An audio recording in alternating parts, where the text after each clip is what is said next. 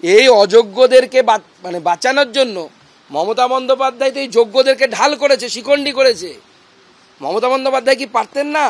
ব্রাত্য বসু কি পারতেন না যে 5,000 লোকের, যে 5,000 যারা চাকরি পেয়েছে ঘুষ দিয়ে, তাদের নামের লিস্ট আলাদা করে আদালতে তুলে দিতে?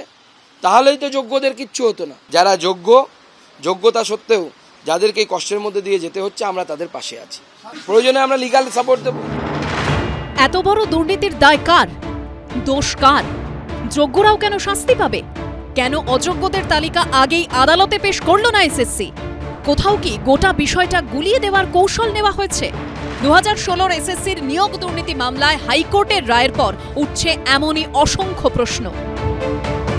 আমাদের একটা ইনিশিয়াল আলোচনা হয়েছে, সুপ্রিম কোর্টে যাব, কমিশনের চড়ে যাচ্ছে, ওরা চোরাদের মাথাতে আছে। আমরা চাইছি যোগ্য প্রার্থীদের জন্য এবং প্রত্যেকটা এক্সিস্টিং যোগ্য প্রার্থীর যেন এর ফলে কোনো এফেক্ট না হয়, আমরা এর জন্য সুপ্রিম কোর্টে যাব। এরপর আমরা যেটা আলোচনা হয়েছে সেটা হচ্ছে সুপ্রিম কোর্টে আমরা যারা যোগ্য প্রার্থী আছি তারা সুপ্রিম কোর্টে এসএলপি করব।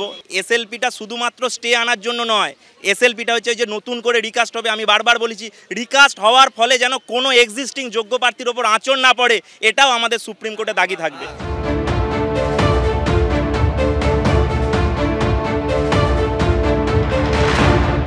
যারা পরীক্ষা দিয়ে চাকরি পেয়েছেন তারা কিচ্ছু হতো না, চাকরিও বাতিল হতো না। কিন্তু মমতা বন্দ্যোপাধ্যায় কী চালাকি করলেন? উনি রাজনীতি করলেন। উনি এই 5,000 জন যাদের কাছ থেকে ওনার নেতারা পয়সা নিয়ে চাকরি দিয়েছে, তাদেরকে বাঁচানোর জন্য বাকি 25,000-এর মধ্যে 20,000-কে ঢাল করলেন যারা যোগ্য। দেখো তোমাদেরও চাকরি চলে যাচ্ছে। এর জন্য দায়ী হচ্ছে মমতা বন্দ্যোপাধ্যায়, কারণ কোর্ট বলেছিল আপনারা আটা আর ভুসি আলাদা করে। আটা মানে হচ্ছে কারা চাকরি দিয়ে, এই পরীক্ষা দিয়ে চাকরি পেয়েছেন, কারা সত্যিকারের যোগ্য, প্রচুর মানুষ আছে ওর মধ্যে সত্যিকারের যোগ্য।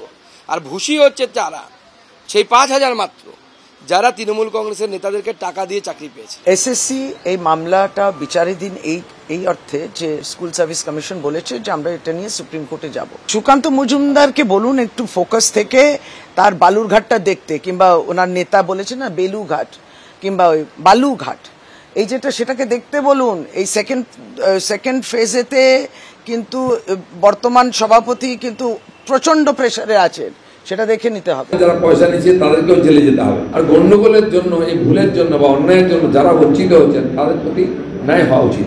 যারা পরীক্ষা দিয়ে যোগ্যতার সঙ্গে চাকরি পাননি, টাকা দিয়ে চাকরি হয়ে গেছে, তাদের আবার মেম্বারশিপ নিয়ে এসে রিভিউ করে যোগ্য লোককে চাকরি দেওয়া উচিত। তা নাহলে কী হবে, আমাদের শিক্ষা ব্যবস্থা, আমাদের সরকারি ব্যবস্থার প্রতি মানুষের বিশ্বাস চলে যাবে। সব মিলিয়ে ক্রমেই চড়ছে রাজনীতির পারদ।